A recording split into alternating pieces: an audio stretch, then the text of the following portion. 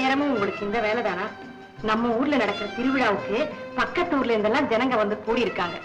நாம உள்ளூர்லயே இருந்துகிட்டு போகாம இருக்கலாமா? வாங்கப்பா, போயிட்டு வரலாம். செய்யற தொழிலே தெய்வம்னு நம்புறவங்களுக்கு கோயில்ல போய்தான் சாமி கும்பிடணுங்கிறது இல்ல. தன் வேலையிலும் கடமையிலும் அக்கறை இல்லாம வழிபாடு பூஜைன்னு சொல்லி பொன்னான நேரத்தை வீணாக்கலாமா? அத அந்த கடவுளே விரும்ப மாட்டார். நல்லா இருக்கு நீங்க பேசுறது. அப்ப சாமி கும்பிடுறவங்க எல்லாம் வேலை வெட்டி இல்லாதவங்களா? இன்னைக்காவது நீங்க மறுக்காம என் கூட வந்துதான் ஆகணும். நீலா, நீ வேணும்னா போயிட்டு வா. நாளைக்கு மறுநாள் சந்தை. எனக்கு ஏகப்பட்ட வேலை பாக்கி இருக்கு. அக்கா அக்கா அக்கா, நீங்க இன்னும் கோயிலுக்கு போகலையா? போகணும். ஆமா, நீ போகலையாம்மா? அம்மா கூட்டம் அதிகமா இருக்குடி, நீ வீட்டுல இருன்னு சொல்லிட்டு போயிட்டா. நீ இன்னும் போகலைன்னா உங்க கூட போகலான்னு வந்தேன். என்னையும் அழைச்சிட்டு போறீங்களாக்கா? மாமாவை கேளு. மாமா இல்ல சரஸ்வதி, எனக்கு நிறைய வேலை இருக்கு. எல்லாம் வேலை இருக்கு, உங்களுக்கு மட்டும்தானா? கோவில்ல கரகாட்டம், கதிர் கச்சேரி எல்லாம் இருக்கான். சாமி ஊர்வலம் போகும்போது பூவா வான வேடிக்கைலாம் நடக்குமா? ஒரே வேடிக்கையா இருக்கும். வாங்க மாமா. நீலா, பாத்தியா? பக்தி தேடி முக்தி தேடி கோயிலுக்கு போறவங்களை விட இந்த மாதிரி வேடிக்கை பார்க்க போறவங்க தான் அதிகம். சரி, சரஸ்வதிக்காக நானும் வர்றேன். வேடிக்கை பார்த்துட்டு வருவோம்.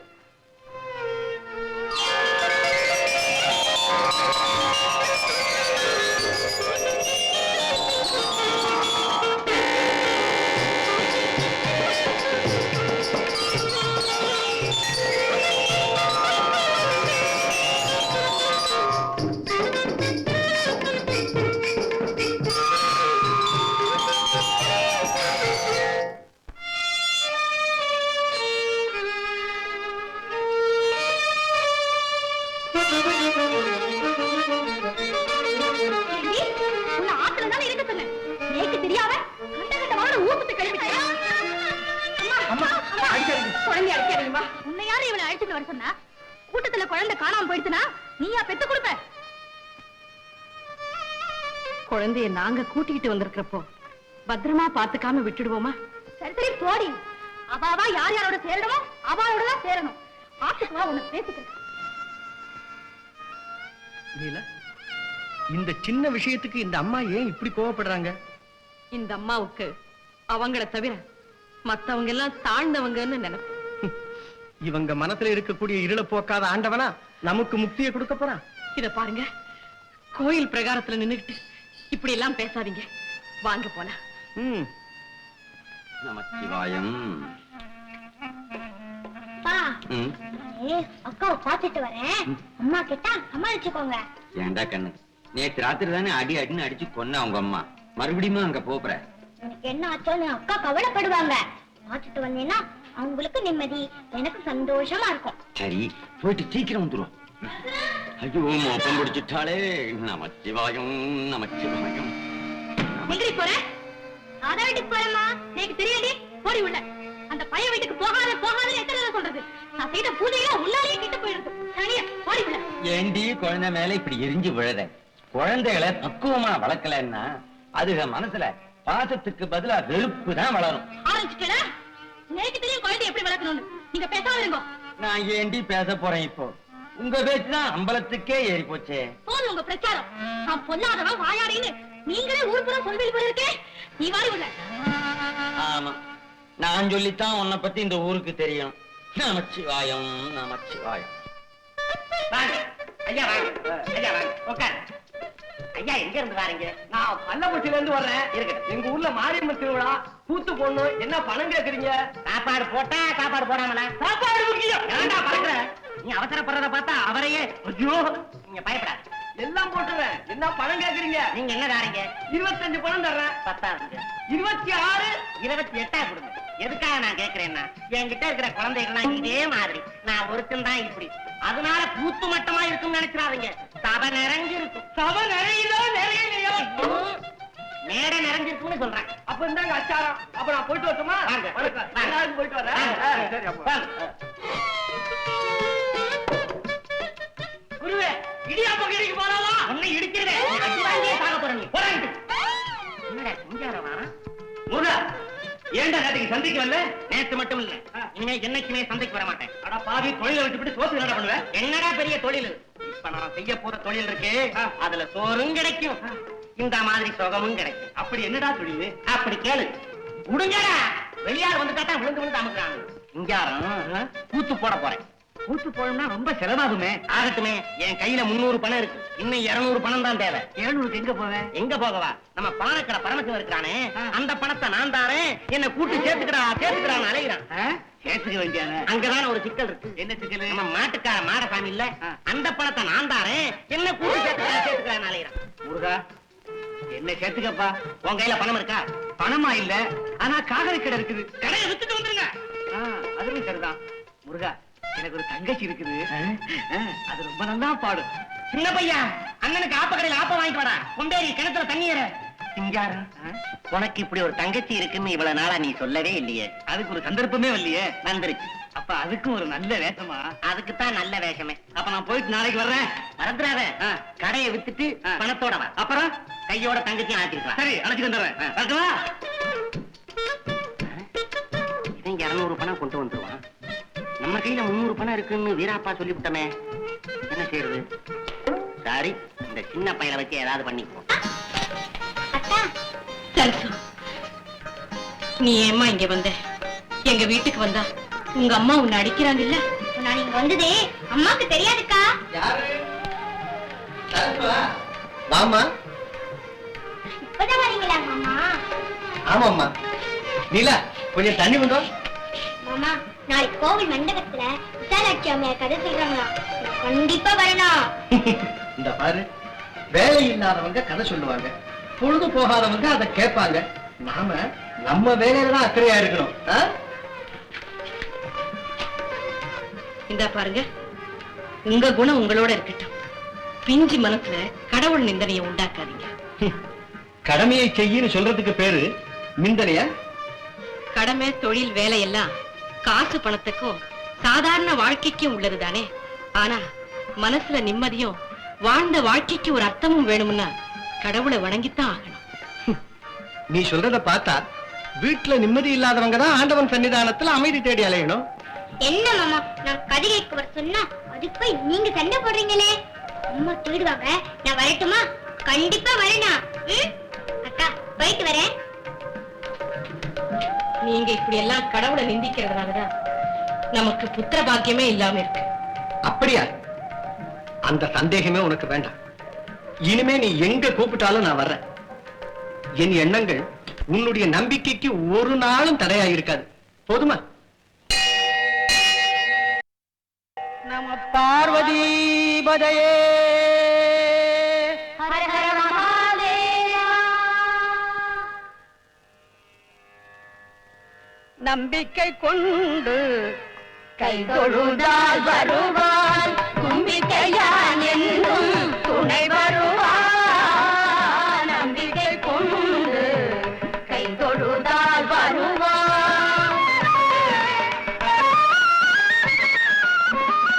திரு தொண்டர் கூட்டத்தில் ஒரு தொண்டர் என வந்த திரு தொண்டர் கதை பாட அருள் புரிவார், அருள் புரிவார். பரஞ்சோதி சோழ நாட்டை சேர்ந்தவர், சிறந்த பக்தர், ஆண்டவன் அடியார்களுக்கெல்லாம் சேவை செய்தார்.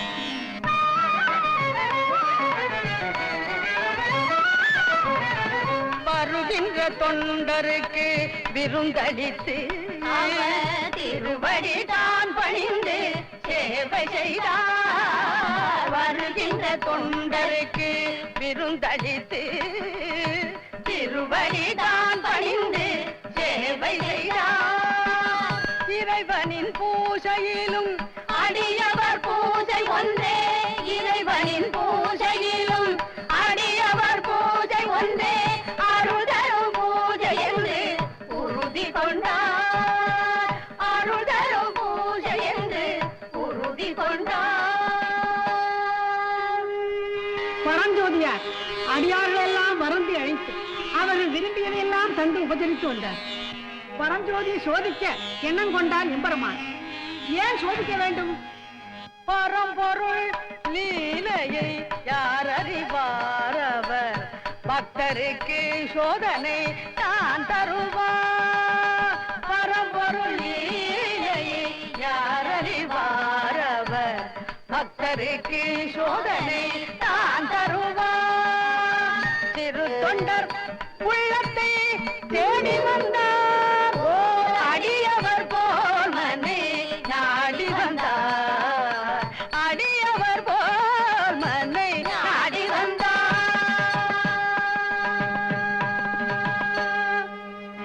பரஞ்சோதியார் சிவனடியாரை வணங்கி ஐயனே தாங்கள் என் வீட்டிற்கு வந்து திருவது உண்டு இளைப்பாறை செல்ல வேண்டும் என்று வேண்டி நின்றார் சிவனடியார் நான் விரும்பும் உணவை அளிக்க முடியுமானால் வருகிறேன் என்று சொன்னார் தாங்கள் விருப்பம் எதுவோ எதுவானாலும் தப்பாது படைக்கிறேன் என்று உறுதி கூறினார் பரஞ்சோதியார் நான் 6 மாதத்திற்கு ஒரு முறைதான் உண்பது வழக்கம் அதுவும் பிள்ளைக்கறிதான் வேண்டும் உன்னால் படைக்க முடியுமா என்று கேட்க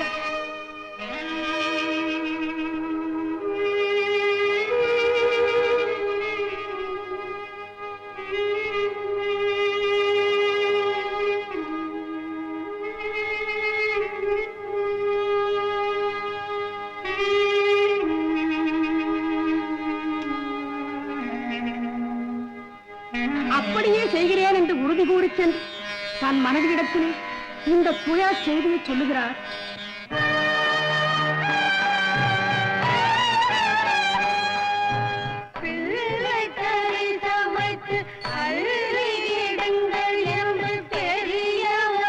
கேட்டதற்கு சம்மதித்தே நான் சம்மதித்தேன் தாயார் பிடித்திருக்க தந்தை அறுத்தெடுக்கும் சிந்தை செயல்களுக்கும் சம்மதித்தேன் நான் சம்மதித்தேன் அன்னை ஒரு மகன அங்கம் நிறைந்தவனாய் என்னிடம் கேட்டதற்கு சம்மதித்தேன் நான் சம்மதித்தேன்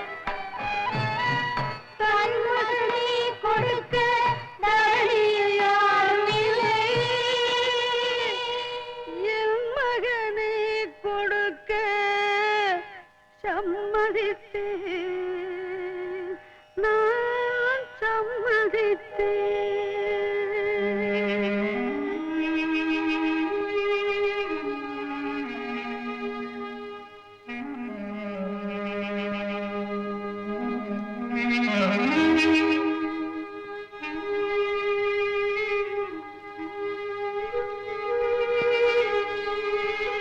அவரது மனைவியாரும் மனம் கோணாது தங்கள் மைந்தன் சீராளனை பலியிட்டு விருந்து சமைத்தாள் சிவனடியார் விருந்துண்ண அமர்ந்தவுடன் பரஞ்சோதியரை அழைத்து என் கூட உட்கார்ந்து உணவு உண்ண உன் மைந்தன் சீராளனை அழைப்பாய் என்று சொன்னவுடனே பரஞ்சோதியாரும் அவருடைய மனைவியாரும் அதிர்ச்சி அடைந்து கண்களில் கண்ணீர் மல்க வெளியே வந்து சிவனை வேண்டி பாடுகின்றனர்.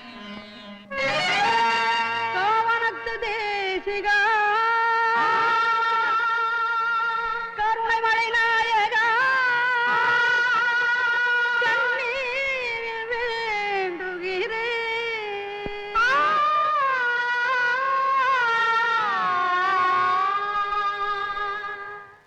தாய் வளர்த்த பிள்ளையை நீ எடுத்து போனதில் ஓர் பிள்ளை தேடுகிறேன்.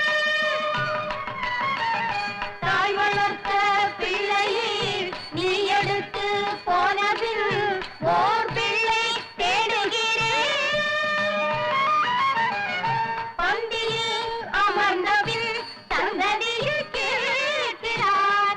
பந்தியில் அமர்ந்தபின் சந்ததியில் கேட்கிறார். பதில் சொல்ல வார்த்தை இல்லை. வந்து விளையாடவா தந்தையே பிள்ளையா மழலை மொழி பேசவா மனை தேடி ஓடிவா.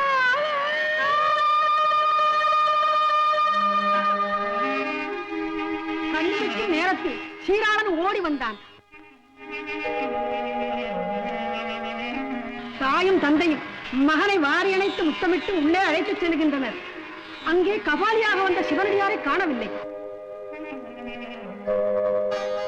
பரஞ்சோதி, அன்பு மிகுந்த உமது பக்தியால் வலிமை மிகுந்த எமது உள்ளத்தே வென்று விட்டீர்.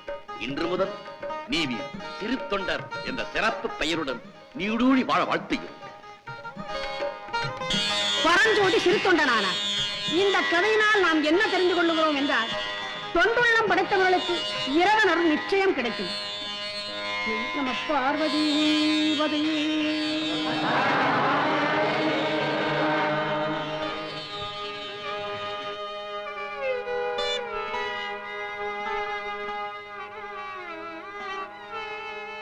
மெய்யன்பரே, தங்கள் கண்களில் கண்ணீர் வருக காரணம் என்ன? மனதில் பலுவை சுமக்க கூடாது. ஆண்டவனின் நினைவை மாத்திரம்தான் சுமக்க வேண்டும். தாயே, எனக்கு எந்த விதமான மனக்குறைவும் இல்லை.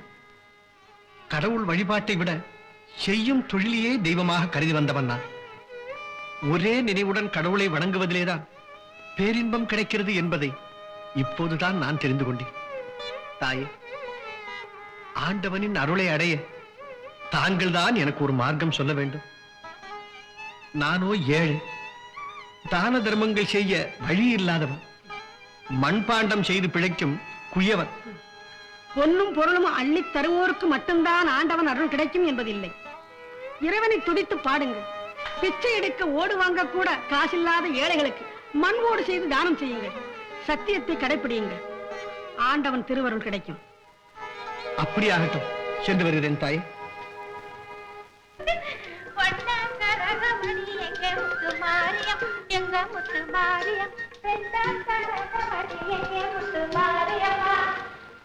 கரகம் எடுத்துட்டு போற, ஆனா கையில ஏதோ பணம் வச்சிருக்க.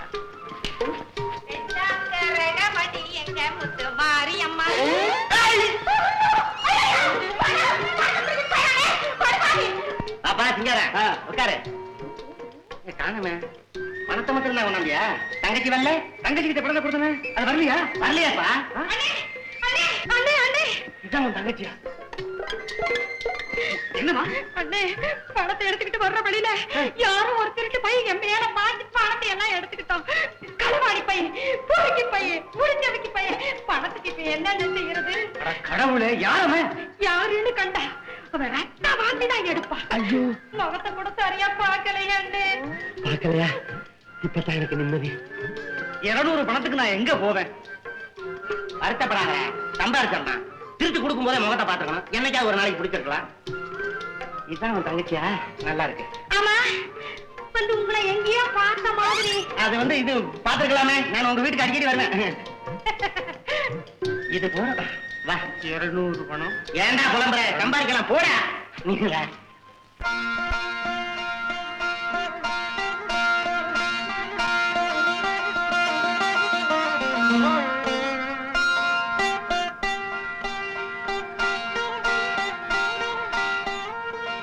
ஏது பக்தி ரொம்ப முத்தி போச்சு.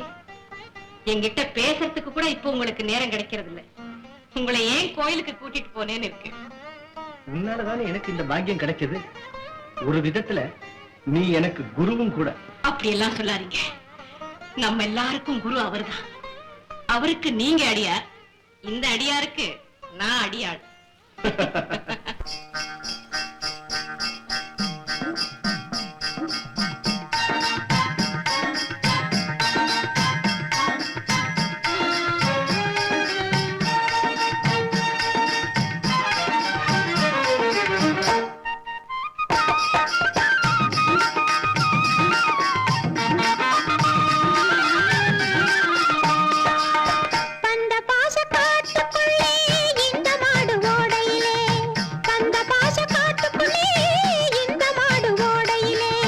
பரம்பொருளின் போலை வந்தது, பக்தி செய்யும்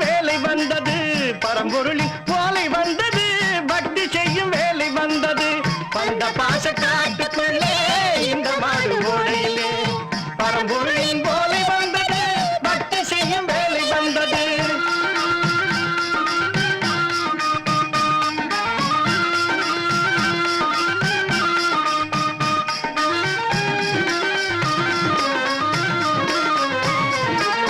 பச்சை மண்ணை சுட்டெடுத்தால் பானை பிறக்கும்.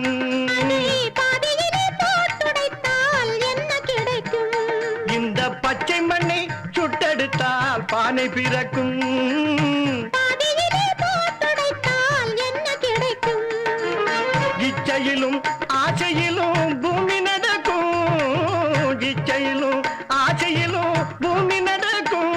அது எண்ணம் போல போய் விழுந்தால் மண்ணும் சிரிக்கும். எண்ணம் போல போய் விழுந்தால் மண்ணும் சிரிக்கும். பந்த பாச காட்டுக்குள்ளே இந்த மாடு ஓடையிலே பரம்பொருளின் போலை வந்தது, பக்தி செய்யும் வேலை வந்தது.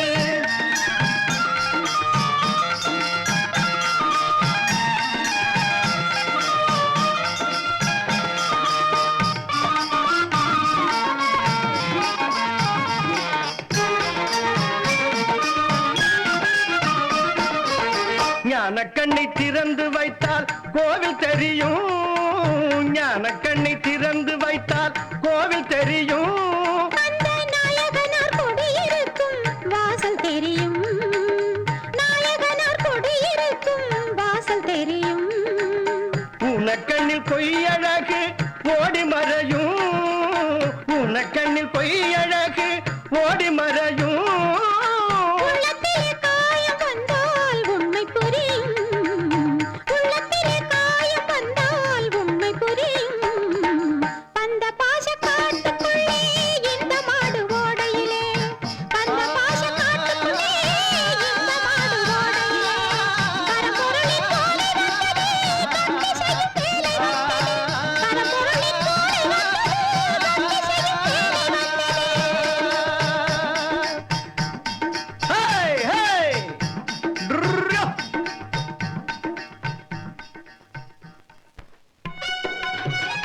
பங்கஜம், அம்மா, என் துணிமணிகள் நகையெல்லாம் சரி பார்த்து எடுத்து வச்சுட்டாடி? எல்லாம் எடுத்து வச்சிட்டேம்மா.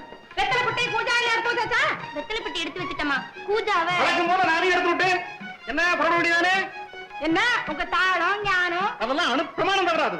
தின் தபா கெஜில தின் தபா கெஜில. ஐயோ போதுமே, கச்சேரி அங்க இங்க எல்லாம் புறப்படுங்க. புறப்படும் புறப்படும்.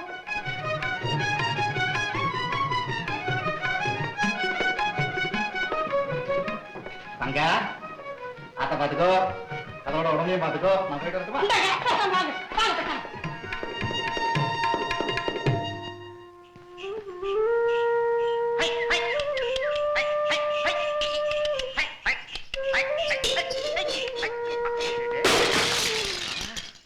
என்ன பண்றது? ஐயா, நடந்த தவறுக்காக வருந்துகிறேன், மன்னியுங்கள். அதனால என்ன? நீ எங்கடி போற? நீங்க பேசாம இருங்க. ஏய், என்னடி பேச்சு? உடஞ்ச படகி காசை வீசி அடிச்சுட்டா போகுது. வா. நடந்த தவறு உணர்ந்து மன்னிப்பு கேட்டதே போதும். எனக்கு காசு வேண்டாம், போயிட்டு வாங்க. நீங்க ஒண்ணும் தர வேண்டாம், பாடி. சீக்கிரம் வாங்க, ஒரு பத்திக்கிறது.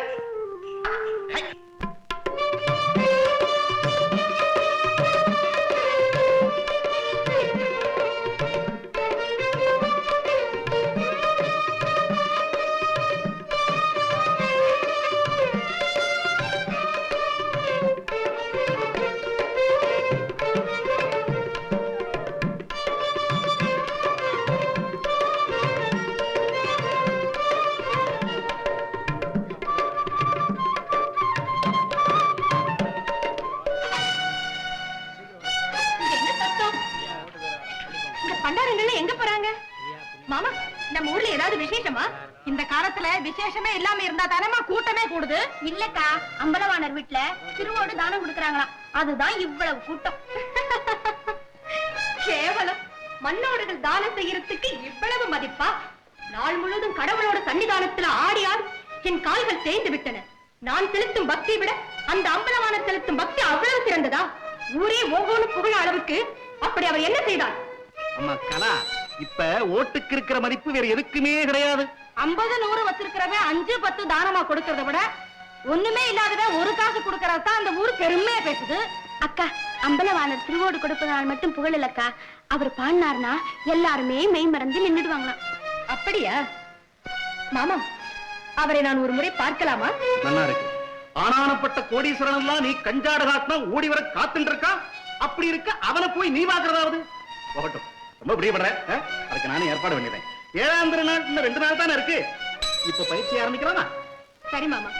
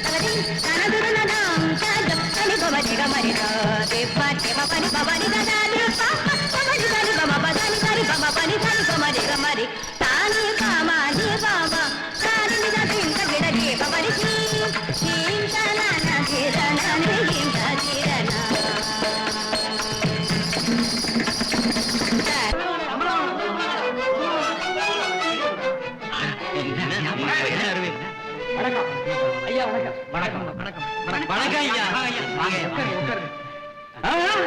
மண்டபத்தில் உட்காருங்க. நீங்க அந்த மண்டபத்தை உட்காருங்க. ஆமாங்க ஆமாங்க ஐயா. அங்க உட்காருங்க ஐயா. நீங்க எல்லாம் உட்காருங்க. ஆகட்டும் ஐயா. ஐயா நீங்கள் ஒரு பாட்டு பாட வேண்டும்.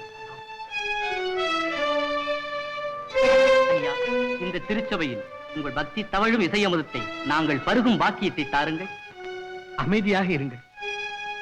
இன்னொருவர் நிகழ்ச்சியில் நான் குறுக்கிடுவது அவ்வளவு நியாயம் அல்ல. என்னை வற்புறுத்தாதீர்கள். இல்லை ஐயா, நீங்கள் அவசியம் பாடித்தான் ஆக வேண்டும். கலாவதி வேண்டுமானால் உங்கள் பாட்டுக்கு நடனம் ஆடட்டும். என்ன சொன்னேன்? என்ன சொன்னேன்? கலாவதியினுடைய ஆட்டத்துக்கு இவரோட பாடலாம். எங்கள் கலாவதியின் நடனத்துக்கு ஈடு கொடுக்க கேவலம் அம்பலவானம் மட்டுமல்ல, இந்த லோகத்திலேயே நடராஜன் இதுவரைக்கும் யாரையுமே படைக்கலன்னு நான் அடித்து சொல்லுவேன். நான் முறைப்படி நடனக்கலையை பயின்றவள், கலையை தெய்வமாக நினைத்து ஆராதனை செய்பவள். பயிற்சி ஏதுமில்லாத ஒரு தெருப்பாடகனின் பாடலுக்கு நான் ஆடுவதா? முடியாது. பலே, நடராஜ பெருமானின் அருள் இருந்தால் கலையை யார் வேண்டுமானாலும் கைவசப்படுத்தலாம். அந்த பாட்டுக்கு என் கால்கள் ஆடாது. அம்பலவாணன் பாடலுக்கு உன் கால்கள் ஆடாது. கொஞ்சம் ஸ்ருதி மீட்டுங்க.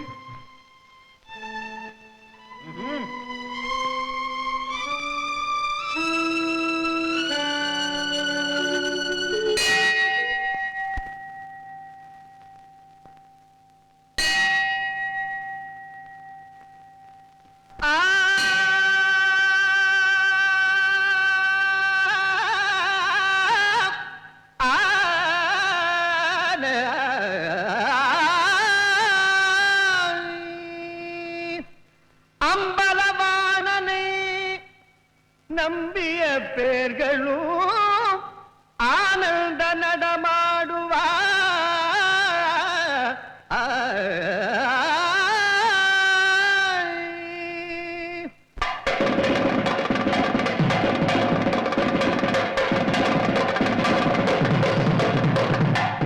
அம்பலவாணனை நம்பிய பேர்களும் ஆனந்த நடமாடுவார். நம்பிய பேர்களும் ஆனந்த நடமாடுவார். தன்பலம் தெரியாமல் சபையேறி விளையாடும், தம்பலம் தெரியாமல் சபையேறி விளையாடும். கலங்கி காலும் மயங்கும் பெண்ணும் ஒரு முறை அகந்தையில் விழுந்தபின் அவனிடம் அருள் பெறும். அம்பலவாணனை நம்பிய பேர்களும் ஆனந்த நடமாடுவார்.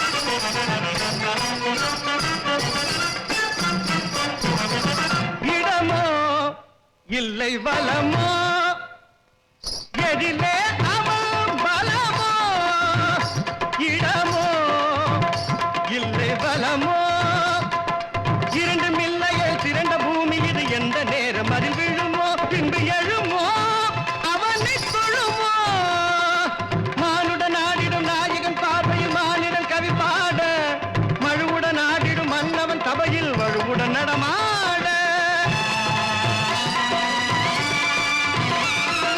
மானுடன் ஆடிடும் நாயகன் பார்வையில் மானிடன் கவி பாட மழுவுடன் ஆடிடும் மன்னவன் சபையில் திருமுக நடமாட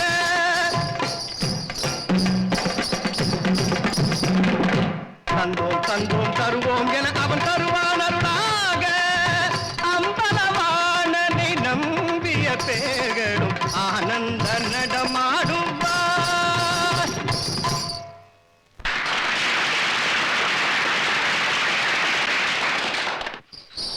கலாவதி, என்ன இது? எழுந்திரம்மா. என்னை மன்னியுங்க. கற்றவருக்கு கற்றுக்கொண்ட அளவு மட்டுமே ஞானம். கடவுளின் அருள் பெற்றவருக்கோ கடல் அளவு ஞானம் என்பது உங்கள் பாட்டை கேட்டதும் புரிந்து கொண்டேன். என் அறியாமையால் உங்களை ஏளனமாக பேசியதை மறந்து என்னை மன்னித்தருளுங்கள். கலாவதி, உன் ஆடலுக்கு ஈடு இணை இல்லை. திறமை இல்லாதவர்களுக்கே கர்வம் இருக்கும் இந்த காலத்தில் உன் போன்ற திறமை உள்ளவர்களுக்கு கர்வம் இருப்பதில் தவறில்லை. நீ மேலும் மேலும் புகழ் பெற வாழ்த்துகிறேன். சுவாமி, இந்த ஏழையின் வீட்டிற்கு தாங்கள் ஒரு முறை எழுந்தருள வேண்டும். கலாவதி, அவனை நினைக்கவும் நினைத்து பாடவுமே எனக்கு நேரம் போதவில்லை. அப்படி இருக்க உன் வீட்டுக்கு எப்படி வர முடியும்? உன் அன்புக்கு என் நன்றி. நான் வருகிறேன்.